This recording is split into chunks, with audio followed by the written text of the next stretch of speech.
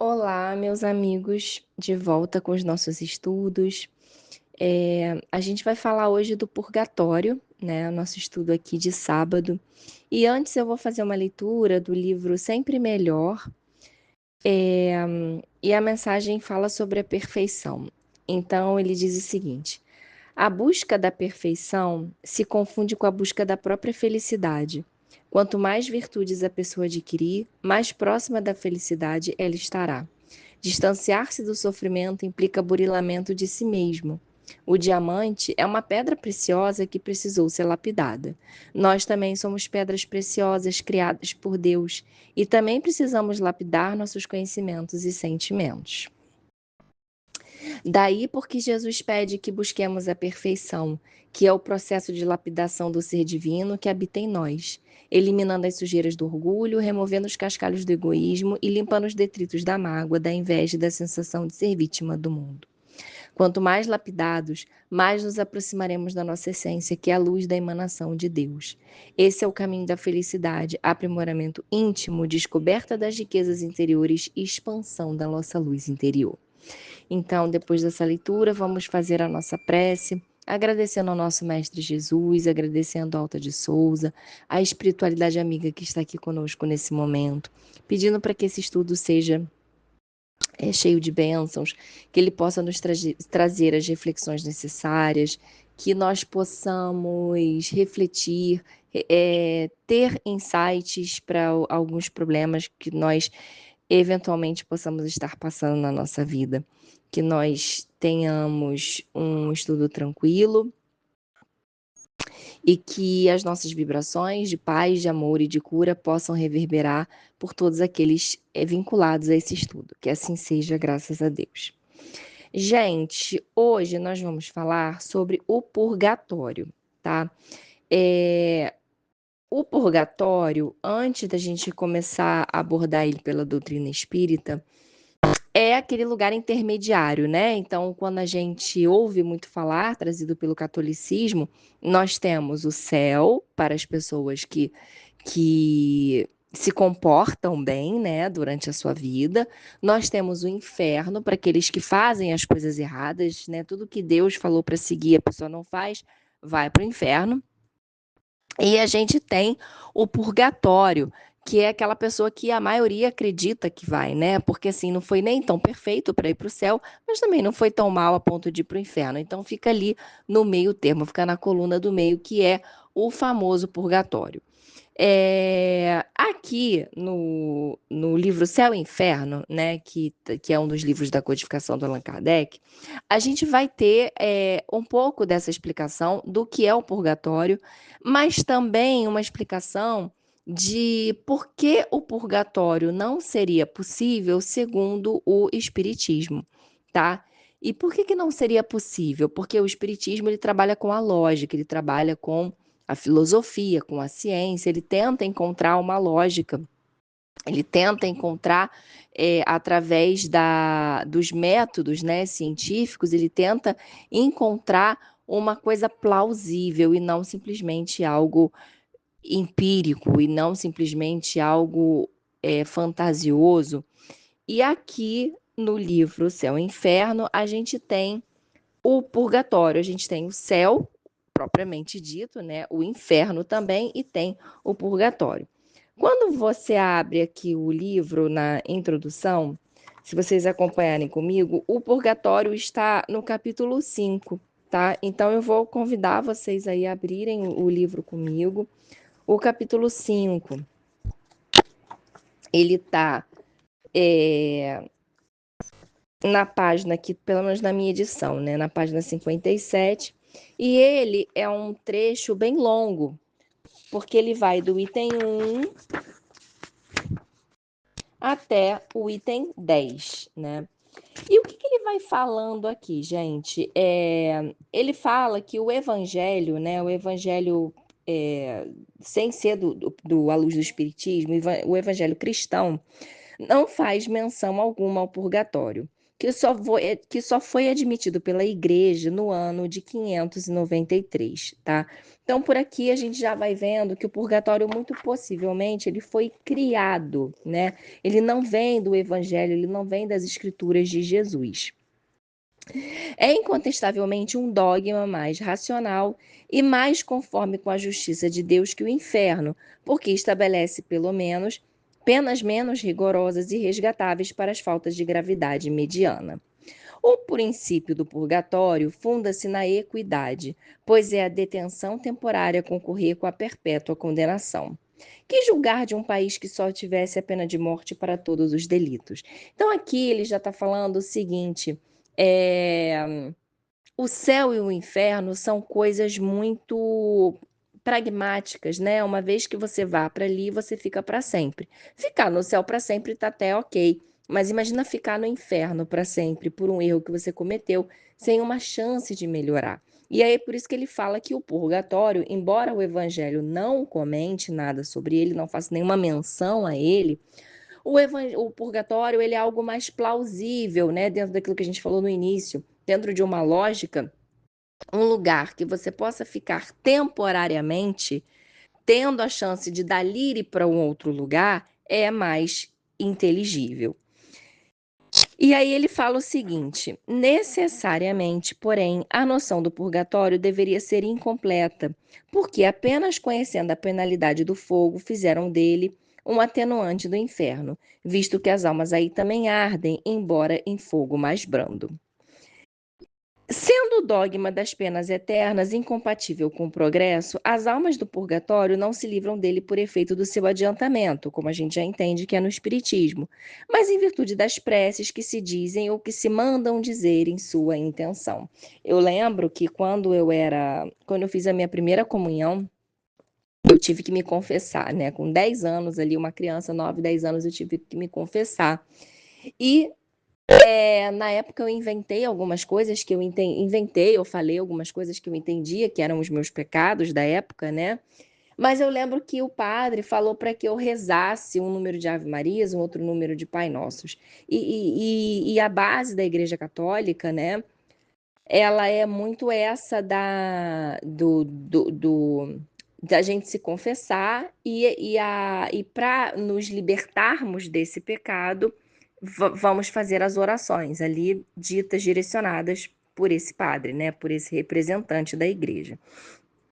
E tem a ver com isso que a gente está lendo, né? Então a pessoa está lá no purgatório, ela desencarnou e ela só vai sair de lá através das preces que foram intencionadas para essa pessoa.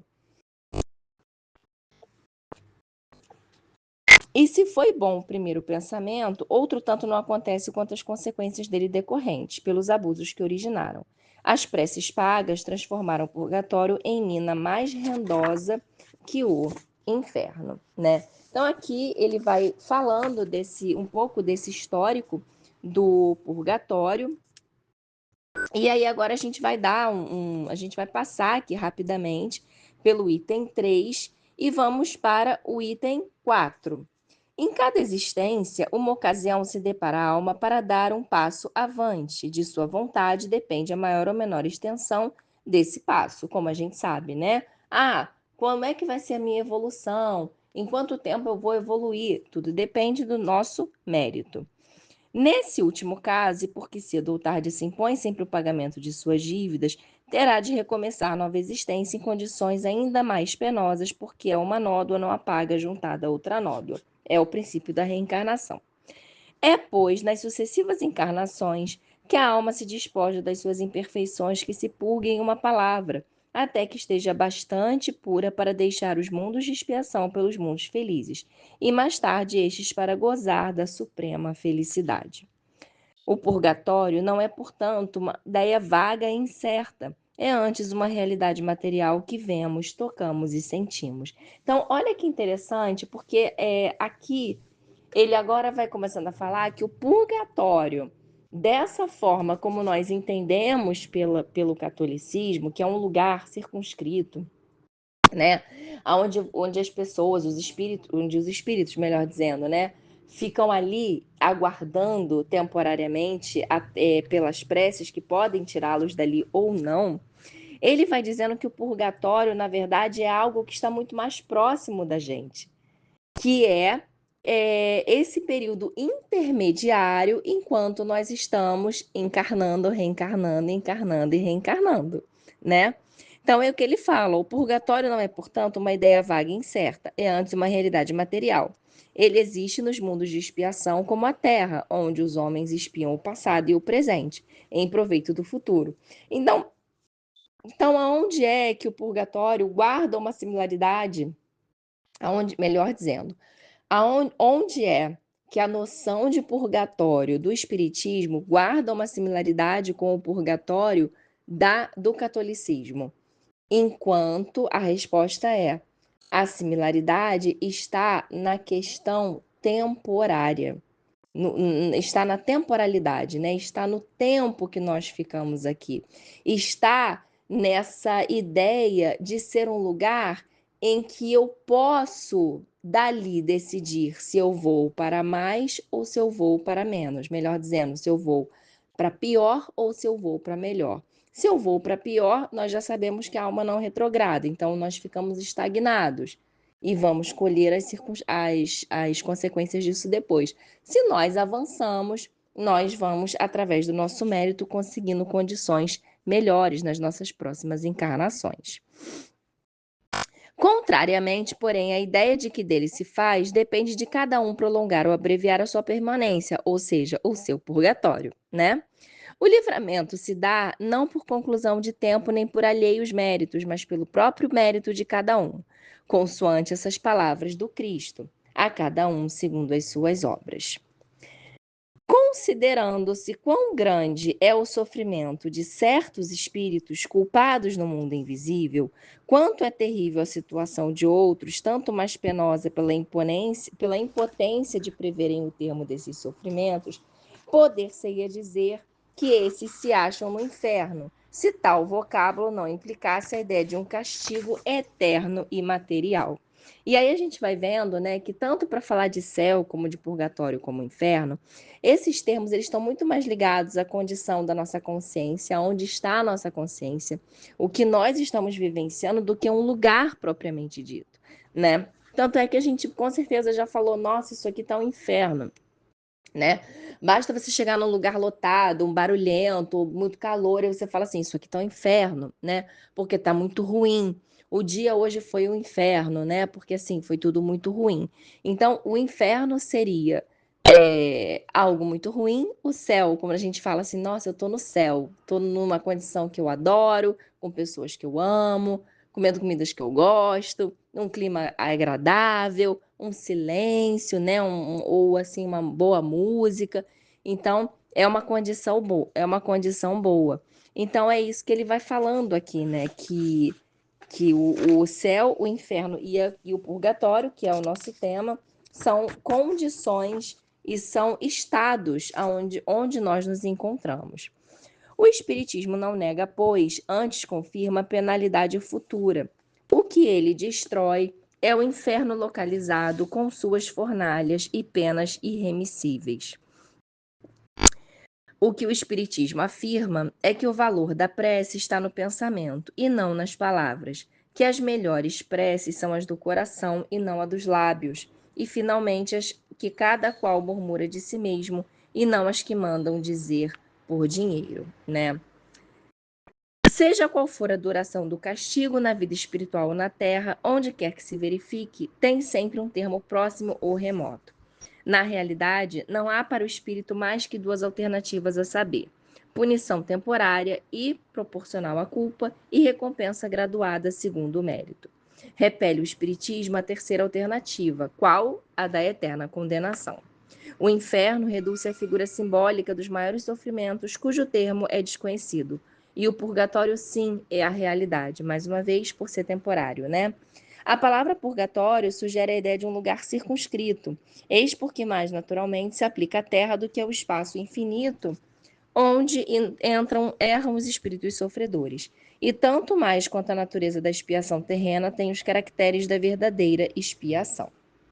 E para finalizar, o item 10, Por que não teria o Cristo falado então do purgatório? É que não existindo a ideia, não havia palavras que o representassem. O Cristo serviu-se da palavra inferno, a única usada como termo genérico para designar as penas futuras sem distinção.